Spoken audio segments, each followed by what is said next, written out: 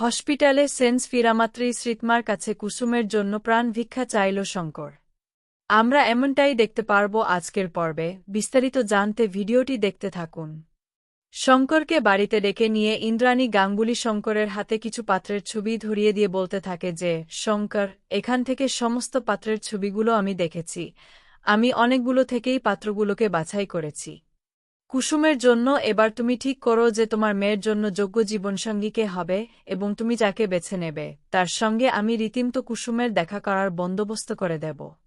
তার পরবর্তীতে কুসুমের সঙ্গে যদি তার মনের মিল হয় এবং কুসুমের যদি এই বিয়েতে সম্মতি থাকে, তাহলে ভালোভাবে যাচাই বাছাই করে তোমার সম্মতি নিয়েই এবার কুসুমের বিয়েটা আমি সম্পন্ন করব। এবার আর আমি কোনো রকম কোনো রিস্ক নিতে চাই না। আমি চাই না যে মেয়েটা আর কোনো রকম আঘাত পাক বা কষ্ট পাক। যেরকমটা আমি কথা দিয়েছিলাম যে আমার আয়ুষের যেহেতু বিয়ে ঠিক করে ফেলেছি শ্রীতমার সঙ্গে, তাই আয়ুষের বিয়ের জুনি হিসেবে আমি তোমাকে যে কথা দিয়েছিলাম যে কুসুমের বিয়েটা আমি দেব, তাই আমি সেই কাজ শুরু করে দিয়েছি। তাই এবার আমি পাত্র দেখে ওদের 4 হাত একসঙ্গে করব। সেই সময় এই কথা শুনে শঙ্কর যখন অবাক দৃষ্টিতে তাকিয়ে থাকে, ইশারায় বুঝতে পারে আয়ুষের দিকে। এক পর্যায়ের আগে ক্ষোভে ফেটে পড়ে ছবিগুলো ছুঁড়ে মেরে সেখান থেকে চলে যায়। সেই সময় মীনাক্ষী বলতে থাকে যে, শুভ দিদি, দিন দিন এই কাজের লোকেদের সাহস তো প্রায় বেড়েই চলেছে। নাইতো তোমার এই শঙ্কর দাকে জীবনে তুমি এরকম আচরণ করতে দেখেছ। তুমি যেখানে এই পাত্রদের ছবিগুলো শঙ্কর দার হাতে দিলে, সেখানে সে রীতিমতো ছবিগুলো না দেখেই তোমার উপর ছুঁড়ে দিয়ে এখান থেকে চলে গেল। কি হলোটা কি বলো দিদি? নাকি শঙ্কর দা এখন স্বপ্ন বুনে ফেলেছে যে সে শুধুমাত্র আয়ুষের সঙ্গেই তার মেয়ের বিয়ে দেবে, আর তার জন্য অন্য কিছু তার পছন্দ হচ্ছে না? ঠিক সেই সময় কথা বলা মাত্রই গাঙ্গুলি বলতে থাকে, আজ কি হলো হঠাৎ শঙ্করের এমন আচরণ আমার মাথায় ঢুকছে না। শঙ্কর তো কোনোদিন আমাদের সঙ্গে এরকম করেনি। তোমার কি মনে হয় বলো তো? ঠিক সেই সময় রাজশেখর গাঙ্গুলি যখন বলতে থাকে যে, ঈশান এবং আয়ুষ, তোমরা দুজন গিয়ে দেখো তো শঙ্করের কি হলো। তখন শঙ্করের কাছে ছুটে যায় আয়ুষ এবং বলতে থাকে, শঙ্কর কাকা, তুমি আমাদের উপর একটু ভরসা রাখো। তুমি যেটা কাউকে বলনি সেই সত্যটা আজ তুমি জেনে গেছ। হ্যাঁ, এটা বাস্তব যে তুমি আজ যে সত্যটা দেখেছ, সেই সত্যটা সম্পূর্ণ আলাদা, তার কারণ আমরা এই সত্যটা তোমার কাছ থেকে আড়াল করেছি। কঠিন সত্যটা হলো মা এখনো পর্যন্ত আমার এবং কুসুমের বিয়ের সম্পর্কের কথা জানে না। কিন্তু তুমি আমাদের উপর বিশ্বাস রাখো, আমরা খুব শীঘ্রই মাকে সমস্তটা জানাবো এবং আমার বিশ্বাস যে মা আমাদের সম্পর্কটাকে মেনে নেবে। সেই সময় এই কথা বলা মাত্র এক পর্যায়ে আয়ুষ যখন সংকট হাঁটিয়ে চড় মারে এবং বলতে থাকে, তোর খবর আছে, আর কোনোদিনও আমার সামনে একটা কথা বলার দুঃসাহস দেখাস না। তুই একটা ঠক, জোচ্চোর, বাটপার। তোর শরীরে ইন্দ্রাণী গাঙ্গুলির রক্ত বইছে, অথচ তুই এতটা নিচে কি করে নেমে গেলি আমি বুঝতে পারছি না। যে মানুষের শরীরে এই রক্ত বইছে, সে তো আর যাই হোক না কেন কোনোভাবেই এরকম বিশ্বাসঘাতকতা করতে পারে না। না, আমার তো মনে হচ্ছে যে তোর মতো একটা মানুষের উপর বিশ্বাস করে আমি আমার কুসুমের জীবনটাই ঝুঁকির মুখে ঠেলে দিয়েছি।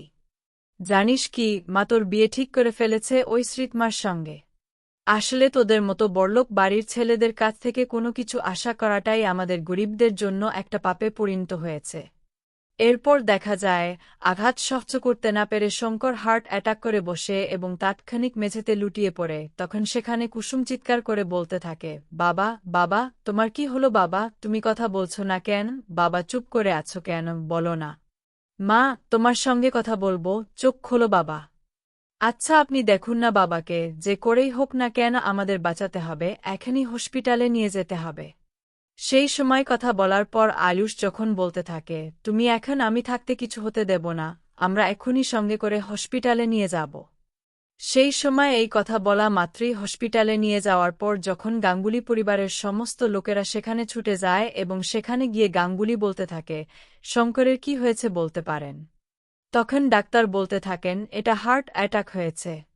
এমন একটা আঘাত পেয়েছেন পেশেন্ট, যার কারণে পেশেন্ট কোনোভাবেই সেটা কাটিয়ে উঠতে পারেননি। তিনি সহ্য করতে পারেননি যে এরকম একটা ধাক্কা তিনি পেয়েছেন। এরকম যদি পর্যায়ক্রমে আবারও একবার এই ধরনের আঘাত পান, তাহলে কিন্তু তাকে বাঁচানো আমাদের জন্য অনেক কঠিন হয়ে যাবে এবং আমরা হাজার চেষ্টা করেও তাকে বাঁচাতে পারব না। ঠিক সেই সময় ইন্দ্রাণী গাঙ্গুলি যখন বলতে থাকে, হঠাৎ করে কি এমন হয়েছিল যে শঙ্কর এরকম ভয়ঙ্কর আঘাত পেলেন? আগে কয়েকদিন যেতে না যেতেই আবার এখন শহরে এসে হঠাৎ করে হার্ট অ্যাটাক হয়ে গেল। এর আগে রাজশেখরের সময়েও একই ঘটনা হয়েছিল, তোমার নিশ্চয় মনে আছে, তুমি কিন্তু একইভাবে আঘাত পেয়েছিলে। কি এমন ঘটছে যার পরে একের পর এক তোমরা এরকম আঘাত পাচ্ছ এবং সহ্য করতে না পেরে হার্টের সমস্যা হয়ে যাচ্ছে? বলো তো ডাক্তার, যাই হয়ে যাক না কেন শঙ্করকে কিন্তু বাঁচাতেই হবে। শেষ পর্যন্ত যখন ইন্দ্রাণী গাঙ্গুলি কান্নায় ভেঙে পড়ে এবং আয়ুষকে জড়িয়ে ধরে সান্ত্বনা দিতে থাকে, এই সমস্ত দৃশ্য যখন শ্রীতমা দেখে ফেলে, সেই সময় শ্রীতমা কানের কাছে গিয়ে বলতে থাকে, দেখেছ, একজন কাজের লোকের সঙ্গে মালিকপক্ষের ছেলের ঠিক কতটা সম্পর্ক হলে এরকমটা হয়। কুসুমকে সান্ত্বনা দেওয়ার জন্য এরকম অনেক মানুষ রয়েছে, তাই না? কিন্তু তা সত্ত্বেও শুধুমাত্র আয়ুষকেই কেন কুসুম বেছে নেয় এবং আয়ুষই বা কেন কুসুমকে এভাবে জড়িয়ে ধরে আছে বলতো, যেখানে খুব ভালো করেই জানে যে খুব শীঘ্রই তোমার সঙ্গে ওর এনগেজমেন্ট হতে চলেছে। ঠিক সেই সময় অনুশ্রী বলতে থাকে, আমি প্লিজ তোমার কাছে হাত জোর করে বলছি, কুসুম এখন যে মানসিক অবস্থার মধ্যে দিয়ে যাচ্ছে, ওকে সান্ত্বনা দেওয়ার জন্য ওর কাছে সবথেকে বেশি যদি কেউ থেকে থাকে, সেটা একমাত্র আয়ুষ। আর আয়ুষ যদি ওকে মানসিক সাপোর্ট দেওয়ার জন্য এভাবে আগলে রাখে, তাহলে আমার তাতে কোনো সমস্যা নেই। সেই সময় শ্রীতমা বলতে থাকে, সমস্ত কিছু ছাড় দিতে দিতে কখনো এমনও হয় যে তোমার হবু বর তোমাকে চিরকালের জন্য ছেড়ে অন্য কোথাও চলে যেতে পারে, বলে দিলাম। আমি কথাটা মাথায় রেখেই বলছি। সেই সময় অনুশ্রী বুঝতে পারে যে সত্যিই তো শ্রীতমার কথার মধ্যে কিছুটা সত্যতা রয়েছে। কারণ কুসুমকে সান্ত্বনা দেওয়ার জন্য অনুশ্রীসহ সমস্ত লোকেরাই রয়েছে। কিন্তু তারপরেও কুসুম শুধুমাত্র আয়ুষকেই কেন সবসময় সান্ত্বনা পাওয়ার জন্য বেছে নেয়, আয়ুষই কেন সবসময় তাকে একটা সাপোর্ট করে, একটা আগলে রাখে, সেটা তার মাথায় ঢুকছে না। তার কেন জানি না মনে হচ্ছে ওদের মধ্যে এমন কোনো সম্পর্ক রয়েছে কিনা যেটা এখনো পর্যন্ত সে জানতে পারেনি, বা এই সম্পর্কের বিষয়ে আদৌ আন্টি কোনো কিছু জানে কিনা সেটা নিয়েও তার যথেষ্ট সন্দেহ রয়েছে। এরপর দেখা যায়, শঙ্করের সেন্স ফিরে আসা মাত্র এক পর্যায়ে কুসুম এবং আয়ুষ শঙ্করের সঙ্গে দেখা করার জন্য জেদ ধরে বসে। ঠিক সেই সময় আয়ুষ যখন শঙ্করের কাছে গিয়ে বলতে থাকে, আপনার মেয়ে তো আপনার সঙ্গে দেখা করার জন্য আকুতি মিনতি করছে। আমি কি বলে দেব আপনি ওনার সঙ্গে দেখা করবেন? তখন শঙ্কর বলতে থাকে, না, যদি পারেন তাহলে সেখানে যদি তোমার কিছু করার থাকে তাহলে ম্যাডামকে একবার ডেকে দেবেন, আমি তার সঙ্গে একবার কথা বলতে চাই। ঠিক সেই সময় কথা বলার মতোই শ্রীতমা যখন রীতিমতো কেবিন থেকে বেরিয়ে এসে বলতে থাকে, যেখানে শ্রীতমা আছে, তোমার মানে যদি কেউ থেকে থাকে তাহলে প্লিজ একবার আমাদের সঙ্গে দেখা করবেন। কারণ পেশেন্ট আপনার সঙ্গে দেখা করতে চাইছে, একান্তে কিছু কথা বলতে চাইছে। ঠিক সেই সময় এই কথা বলা মাত্র রাজশেখর, অনুশ্রী থেকে শুরু করে আয়ুষ, ঈশান, শানু সমস্ত লোকেরা অবাক হয়ে যায়। ঠিক সেই সময় গাঙ্গুলি বলতে থাকে, হঠাৎ করে শহরে ফিরে আসা মাত্র প্রথমে কুসুমকে না দেখে শ্রীতমাকে কেন ডাকছে, কিছুতেই আমার মাথায় ঢুকছে না। সেই সময় শ্রীতমা বলতে থাকে, আমি ভিতরে গিয়ে একবার দেখে আসি, আমি দেখে এসে ওনার কন্ডিশন কেমন আছে তার পরবর্তী সমস্ত কিছু তোমাকে বলতে পারব। ঠিক সেই সময় যখন তারা এক পর্যায়ে শঙ্করের কাছে গিয়ে বলতে থাকে, আঙ্কল তুমি সুস্থ হয়ে উঠেছ, সেটাই আমাদের জন্য অনেক কিছু। জানো তো কুসুম কতটা কষ্টে ছিল তোমার জন্য। আসলে কুসুমের মাথার উপরে আর কেউ নেই, রীতিমতো তুমি এখন ওর ছায়ার মতো আছো। তুমি যদি চলে যাও তাহলে বেচারি মেয়েটার কি হবে বলো তো? ঠিক সেই সময় শঙ্কর যখন বলতে থাকে, ও যা ইচ্ছে তাই হোক, কিন্তু আপনি আমার জন্য অনেক বড় মনের পরিচয় দিয়েছেন। আমি আপনার কাছে যদি কিছু চাই তাহলে আপনি কি আমাকে দেবেন? ঠিক সেই সময় শ্রীতমা তখন বলতে থাকে, আমার কাছে আপনি চাইবেন কি কাকা? আমার কাছে আপনাকে দেওয়ার মতো এমন কি আছে বলুন তো, যদি কিছু থেকে থাকে তাহলে আমি পারলে অবশ্যই দেব। আপনি আমাকে বলুন আপনি কি চান। তখন শঙ্কর বলতে থাকে, আপনি যদি আমাকে এটা দিয়ে দেন তাহলে হয়তো আমি অনেকটাই সুস্থ হয়ে উঠব। সেই সময়ে শ্রীতমা বলতে চায়, আমি আপনার সুস্থতা কামনা করতে পারি, কিন্তু তাই বলে আপনাকে সুস্থ করে দেব কি করে কাকা, সেটাই আমি বুঝতে পারছি না। ঠিক সেই সময় শঙ্কর যখন বলতে থাকে, আমি দোহাই লাগছি, আমি আপনার কাছে হাত জোর করে অনুরোধ করছি, আপনি কোনোভাবেই আয়ুষ বাবার সঙ্গে জোট করবেন না। তার কারণ আয়ুষ বাবার জীবনে আগে থেকেই অন্য একজন রয়েছে, আর সে আর কেউ নয়, সে হলো আমার কুসুম। আয়ুষ বাবার সঙ্গে আমার কুসুমের বিয়ে হয়েছে ৭ পাক এবং অগ্নিসাক্ষী করে। তারা রীতিমতো বিয়ে করে জন্ম জন্মান্তরের জন্য একে অপরের সঙ্গে বিপদে আপদে থাকার প্রতিজ্ঞা করেছে।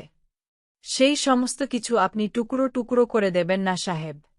যাকে বলে কুসুম, অর্থাৎ আয়ুষ বাবার স্ত্রী, সে নিজের হাতে আমার মেয়ের স্মৃতিতে সিঁদুর পরিয়েছে এবং সমস্ত লোকের উপস্থিতিতে অগ্নিসাক্ষী করে ওদের বিয়ে হয়েছে। আপনি সেটাকে মিথ্যে প্রমাণ করে দেবেন না। ওরা একে অপরকে পাগলের মতো ভালোবাসে। তাই আপনার কাছে আমার মেয়ের প্রাণ ভিক্ষা চাইছি, যে করেই হোক না কেন আমার মেয়েটাকে এই বাড়ির বউ হতে দিন। যেমনটা আমি চেয়েছি, ঠিক তেমনটাই আমি এটাও চেয়েছি যে গাঙ্গুলি পরিবারের সমস্ত লোকেরা যেন আমার মেয়েকে সাদরে গ্রহণ করে। কিন্তু সেটা যে এভাবে ওরা আমাকে দূরে সরিয়ে দেবে, সেরকম কোনোদিন কল্পনা করিনি। আমি আপনাকে সমস্তটা খুলে বলছি। সেই সময় সমস্তটা খুলে বলা মাত্রই শঙ্কর যখন শ্রীতমার কাছে বলতে থাকে, এবার আপনি সমস্তটাই শুনলেন, এবার অন্তত আপনি পিছিয়ে যাবেন না, এই বিয়েতে কিছু একটা করুন। শঙ্কর লাখো বোঝানোর চেষ্টা করা সত্ত্বেও যখন শ্রীতমা বলতে থাকে যে, কাকা আমাকে ক্ষমা করে দেবেন, কিন্তু আমি আপনাকে কথা রাখতে পারব না। তার কারণ যে বিশ্বাসের সঙ্গে আমাকে এই বাড়িতে নিয়েছে এবং আমি তাকে কথা দিয়েছি যে, আমি তার মনের মতো যোগ্য বউ হয়ে উঠব।